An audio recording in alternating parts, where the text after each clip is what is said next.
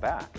The Philippines is one of the countries most vulnerable to climate change. It's borne the brunt of some of the world's most powerful typhoons recently, but it's now suffering from a dry spell. Barnaby Lowe explains. In all his years growing corn, the 69-year-old Saturnino Alyanic says this year has been the worst. This is the first time we started planting corn around this time of year instead of in January.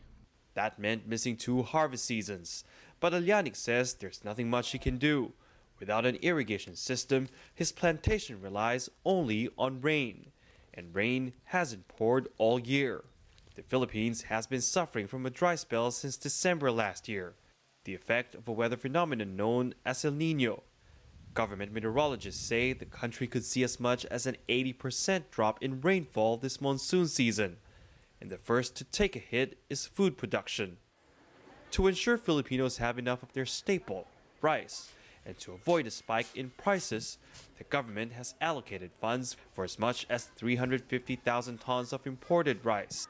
And in extreme cases, it's also had to buy water. You might find it hard to believe, but where I'm standing right now is actually a facility that supplies water to tens of thousands of households in Cebu City. That's one of the major cities here in the Philippines. Now, water here is supposed to stay at about 2 meters deep. I'm not supposed to be able to stand here, but as you can see, all around me is just dry land. We augmented the supply by about 6,000 cubic meters per day in May. The additional volume, of course, is not enough to augment the deficit that went to as high as 28,000 cubic meters per day.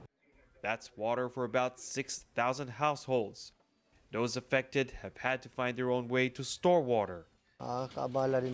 It's very inconvenient to have to wake up at 3 in the morning to collect water, but from 3 to 6 in the morning are the only hours we have running water.